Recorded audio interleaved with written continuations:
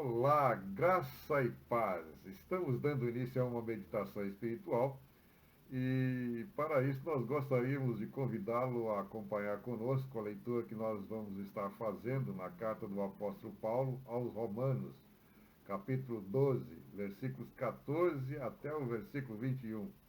Diz assim a palavra do Senhor: Abençoe aqueles que os perseguem, abençoe e não os amaldiçoem. Alegrem-se com os que se alegram, chorem com os que choram, tenham uma mesma atitude uns para com os outros, não sejam orgulhosos, mas estejam dispostos a associar-se a pessoas de posição inferior. Não sejam sábios aos seus próprios olhos. Não retribua ninguém mal por mal. Procure fazer o que é correto aos olhos de todos. Façam todo o possível para viver em paz com todos.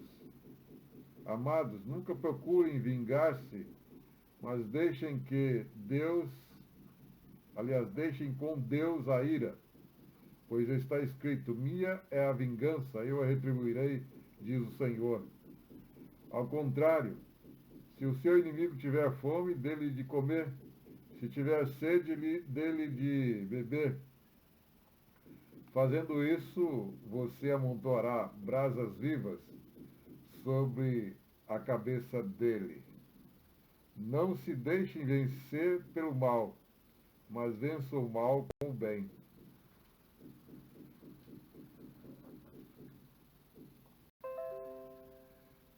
É interessante como nós, nos dias de hoje, nos deparamos com situações de muita raiva. As pessoas estão ficando com raiva. Por isso que estão tendo muitos problemas psicossomáticos.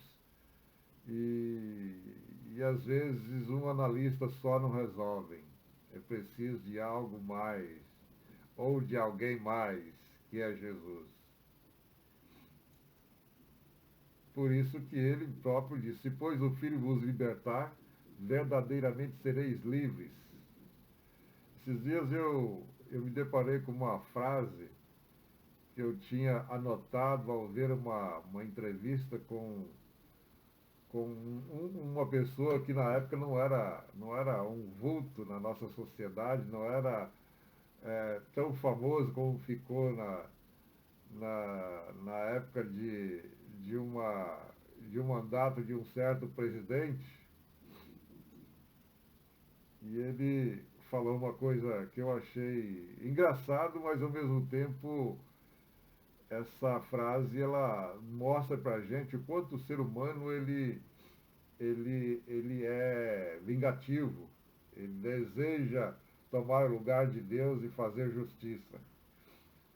A frase dizia o seguinte: morrer como a lagartixa quando está morrendo na areia do deserto.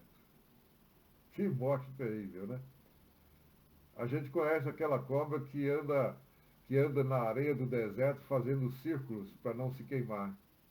E aí ela consegue dar as boas caminhadas, né? Eu não sei como seria o ser humano caminhando com os pés descalços na areia quente do deserto, né? Como ficariam os pés, as solas dos pés, né?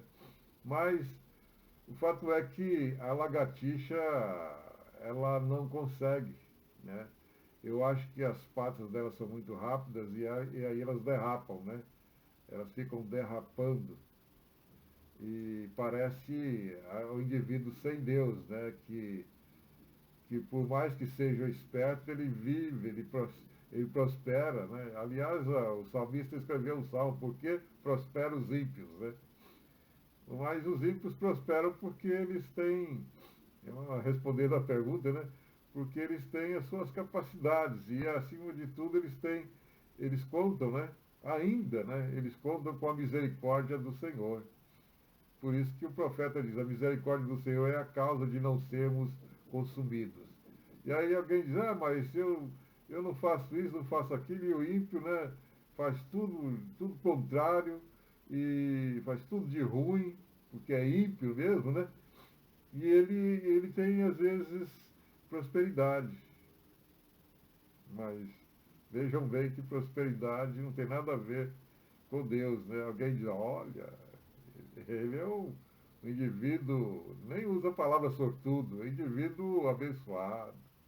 Penso que bênção é ter coisas materiais, mas a bênção de Deus vai muito além das coisas materiais, né?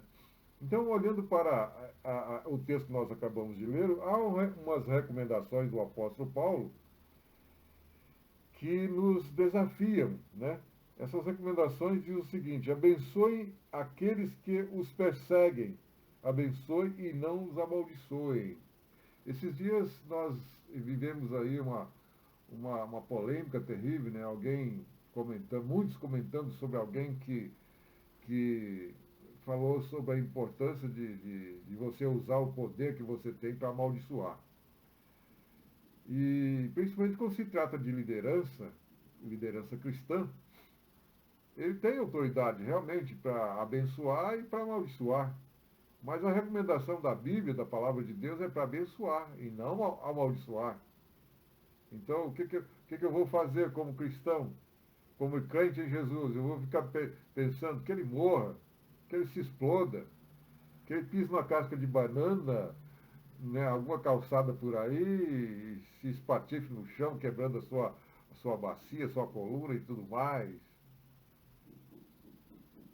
Essa, essa é a raiva, esse é o ódio. É igual aquela expressão, minha vingança será maligna, desejo de vingança. Né? Esses dias eu conversava com uma senhora que se diz cristã, se diz, né? E ela estava expressando a sua preocupação por morar em frente a uma encruzilhada, o próximo à encruzilhada. Eu falei assim, a senhora não é crente? Como a senhora, sendo uma crente em Jesus, vai ter medo dessas coisas? Jesus na sua vida é muito mais.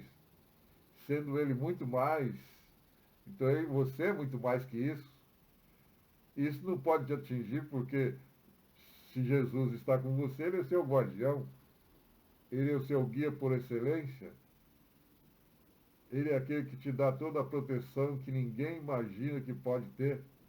Então, olhando para o texto que nós estamos meditando, há uma outra, há mais algumas verdades, né, melhor dizendo, no versículo 15, vejam bem, alegrem-se com os que se alegram, chorem com os que choram. É interessante, né? Podemos estar com esse sentimento, ou, ou mesmo pedir a Deus para nos dar esse sentimento, porque isso é louvável. Chorar com os que choram, alegrar com os que se alegram. Isso é uma disposição de um bem-estar maravilhoso, um bem-estar estrondoso, um bem-estar que poderíamos dizer que é muito mais que um bem-estar.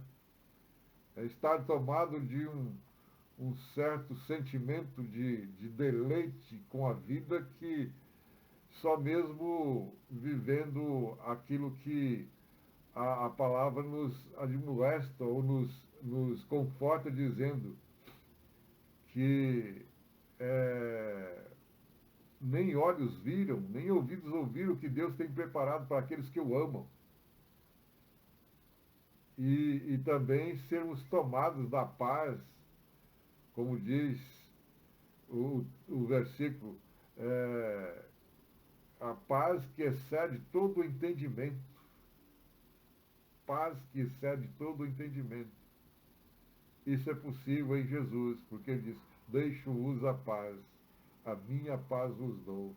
Que possamos viver em paz, que possamos ter condições de alegrar com aqueles que se alegram. Que Deus tenha misericórdia de nós e nos ajude nesse sentido. Em nome de Jesus. Amém.